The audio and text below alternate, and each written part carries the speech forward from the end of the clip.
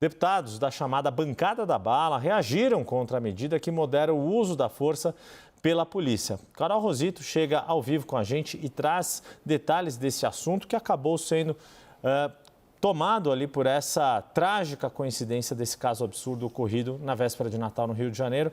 Mas a sua informação ao vivo de Brasília, Carol Rosito, boa noite. Oi, Yuri, boa noite para você, boa noite a todos. Desde que o presidente Lula, então, publicou o decreto no Diário Oficial da União, o Congresso, mesmo em recesso parlamentar, segue reagindo, e disparando críticas a essa decisão que a bancada da bala, como você dizia, os deputados de oposição estão criticando, dizendo que foi uma decisão tomada única e exclusivamente pelo Executivo, que faltou um diálogo ali, abrir esse debate com os parlamentares, com a Câmara, com o Senado e também um debate público. Então, como uma forma de resposta, os deputados, por exemplo, do PL já estão providenciando ali, estudando uma espécie de projeto de decreto legislativo para derrubar a decisão que foi publicada no Diário Oficial da União e que tem assinatura também do ministro da Justiça. A ideia seria anular a iniciativa do Executivo para manter, então, essa autonomia dos estados em relação às suas ações, às suas abordagens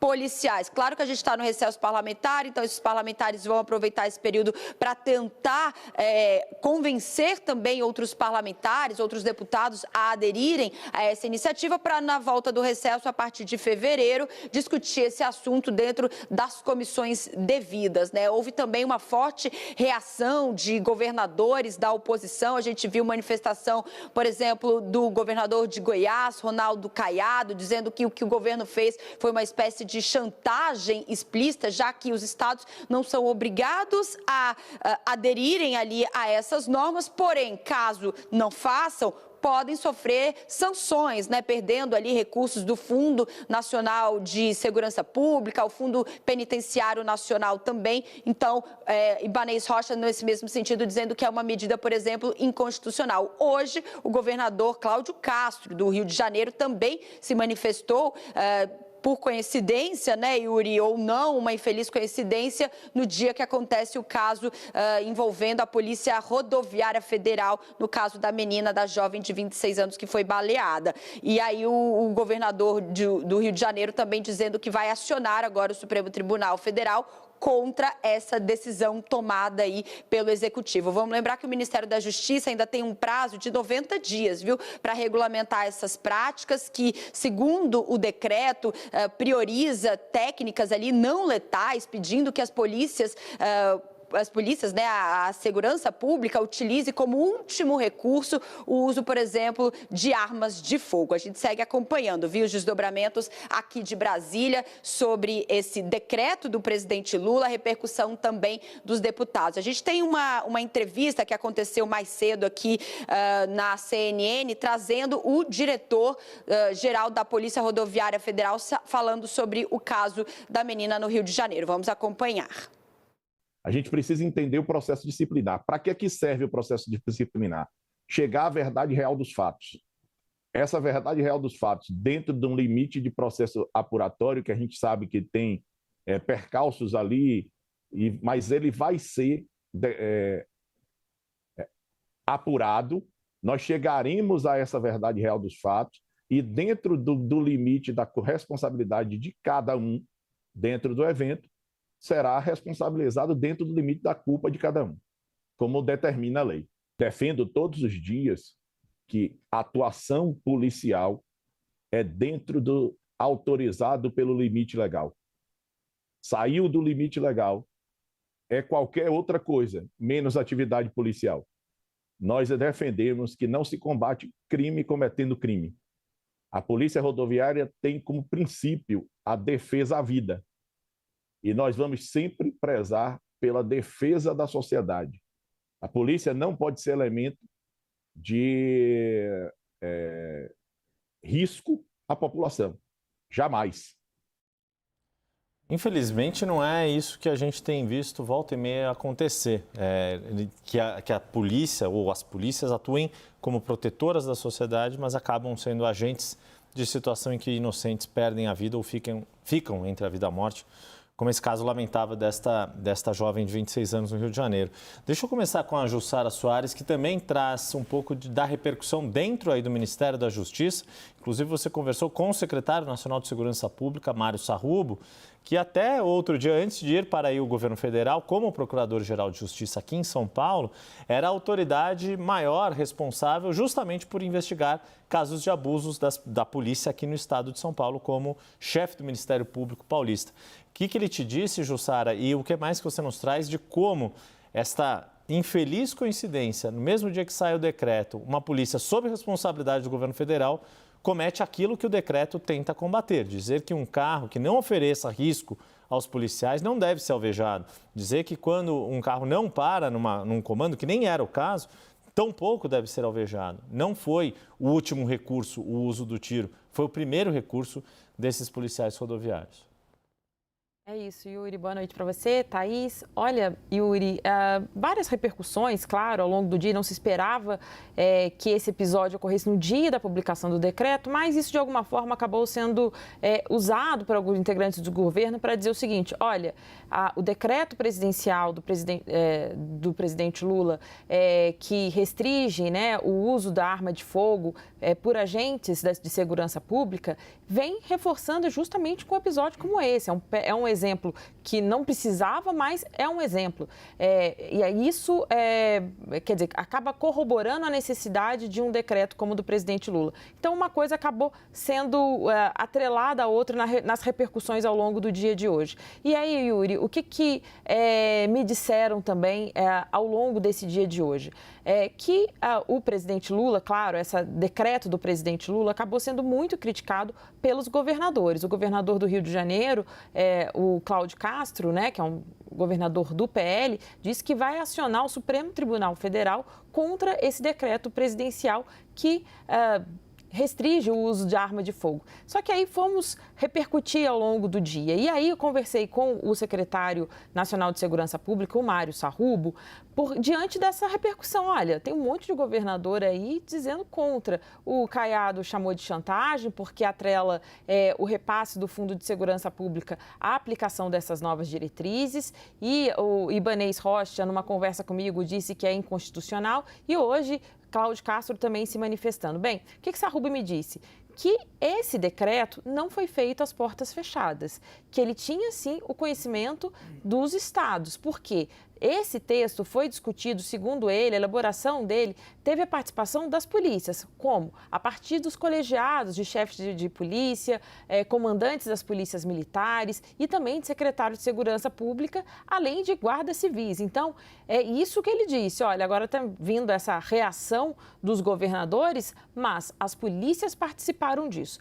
E aí, Yuri, só para trazer um texto, qual é o argumento do governo? É que esse decreto do presidente Lula, que ainda carece de uma regulamentação através de uma portaria, esse decreto, na verdade, é uma atualização de medidas que já existem. Por exemplo, em 2010, já tinha ali uma portaria interministerial com o Ministério da Justiça e Direitos Humanos que regravam o uso da força policial. Só que esse texto do presidente Lula, né, esse decreto, traz novidades. Por exemplo, ele é mais duro, enfatiza mais essa questão ali do uso da arma de fogo. Por exemplo, no caso de uma pessoa desarmada em fuga. Então, ele não proíbe, né? Na verdade, não se deve usar a arma de fogo numa situação dessa, mesmo no caso ali de veículo também que tenha furado algum bloqueio policial. Então, neste caso, apesar de ser uma atualização de textos que já existem, Yuri,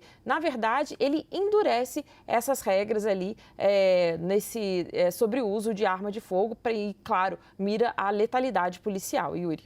Pois é, esse ponto que a Jussara coloca, Thaís, a gente até abordou um pouco dele ontem, que é a questão dos mecanismos que o governo federal tem para conseguir ter algum papel de coordenação sem ferir com as atribuições de cada um dos entes. A despeito do discurso mais politizado dos governadores de oposição, dizendo que isso pode ter inconstitucionalidade, etc., não me parece que um ministro da Justiça, que foi ministro do Supremo Tribunal Federal, que conta com uma série de outros especialistas na legislação, cometeria esse erro de desrespeitar o funcionamento da federação do país. Para a retórica da disputa político-eleitoral, isso vale, mas na técnica jurídica, me parece que não é isso que está colocado nesse texto.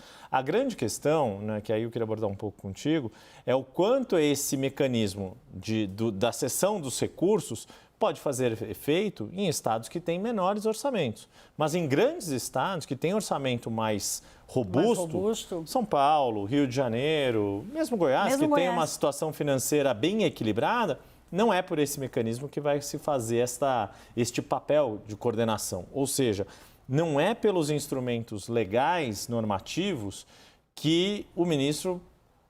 Não é só com isso que o ministro vai conseguir aquele objetivo, que me parece que é o objetivo dele, de ter um enfrentamento à criminalidade que respeita a Constituição e não legitime o abuso do uso da força, que é o que a gente viu recentemente.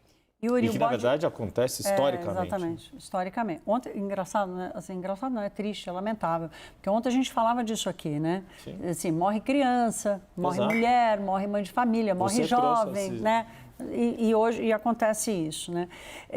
O bode está na sala, porque assim... você pode discutir se precisa ter o mecanismo ou não do repasse de verba, que é uma verba complementar, que faz diferença para pequenos orçamentos, mas não para os grandes orçamentos. Agora, assim, o bode está na sala. Quem essa postagem, por exemplo, do governador do Rio de Janeiro, ou mesmo a provocação do governador de Goiás, elas têm caráter político, tá óbvio, né? Que é um tema super politizado, mas se eles virarem o olhar para o que a população está dizendo, pega a pesquisa Datafolha, né, metade dos brasileiros tem mais medo do que confiança na polícia, e é óbvio que nós estamos vivendo um período de criminalidade alta, né, que as pessoas têm medo de andar na rua, aqui em São Paulo não é diferente, né, a segurança pública é um tema de relevância para os brasileiros hoje. Então, assim, estou fazendo todo esse contexto para dizer o seguinte... como é que os governantes vão negar medidas cautelares preventivas de educação do policial, de educação e de formação do policial, que aquele que estiver melhor preparado é aquele que vai fazer melhor o seu trabalho.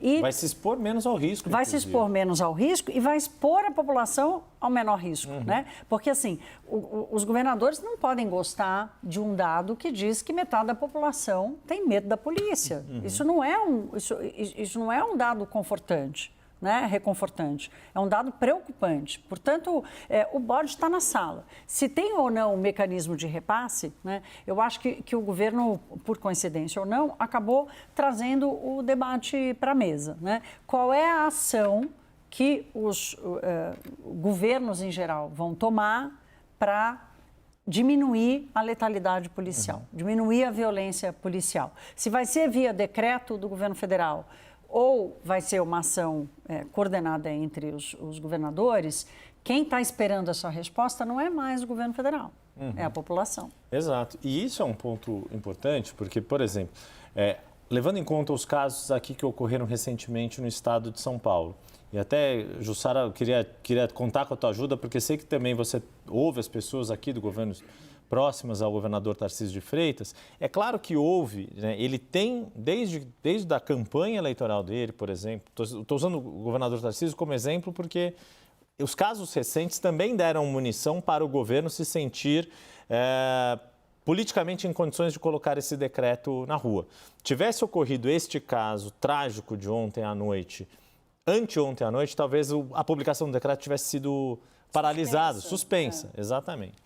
Então, o que acontece? O governador, até onde eu tenho informação e apuração, e conversando com algumas pessoas próximas a ele, e queria ouvir a Jussara também sobre isso, entendeu que se deixar do jeito que a coisa está correndo, legitimar um discurso de pura cultura de guerra ao crime, sem entender que isso pode sair do controle, e aí também entendendo a situação do policial que está na linha do tiro e com o dedo no gatilho, também, tampouco é uma situação fácil, é uma situação de pressão, de estresse, muitas vezes não bem remunerado, não bem equipado, nas não várias bem treinado, situações, não né? bem treinado. Então, quer dizer, também, de novo, insistindo no ponto de ontem, também este policial está na linha de tiro. Não está simplesmente na melhor das posições, ele também vive uma situação de estresse. Mas o que se percebe é que tudo o que aconteceu, a repercussão negativa que foi tendo aqui em São Paulo, fez com que o governador moderasse o discurso. Falou, por exemplo, em defesa das câmeras, admitiu o erro, achando que, não, me posicionei errado, estou revendo a minha posição. A questão é o quanto é esta cultura de o crime tem que ser enfrentado como uma guerra que faz com que o dedo fique mais leve no gatilho. E é isso que no fundo, não é por decreto que se muda, é por uma questão cultural. Queria te ouvir de gestão, né, também. E que é isso, quer dizer, a percepção é preciso recuar no discurso quando chega num ponto extremado como esse, uma jovem de 26 anos entre a vida e a morte, Jussara.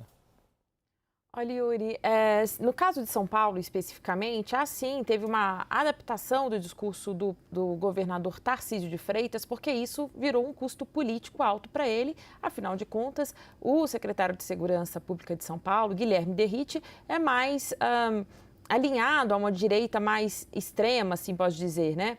E aí, só que esse custo político começou a bater lá no Palácio dos Bandeirantes. E aí o governador Tarcísio teve que fazer aquela meia-culpa, dizendo que ele não entendia a percepção da necessidade de uso das câmeras, que aquela opinião dele, que foi um debate desde a campanha eleitoral de 2022, que a percepção dele era a partir da experiência dele como militar. Bem, então o governador Tarcísio de Freitas precisou vir a público dizer o seguinte: olha, vamos fazer mudanças, vamos ter treinamentos. As câmeras, mudei minha posição sobre ela. E aí não está descartado para o início de 2025 uma mudança no comando da Polícia Militar de São Paulo. Mas aí, Yuri, nessas conversas ao longo do dia para entender a repercussão do decreto,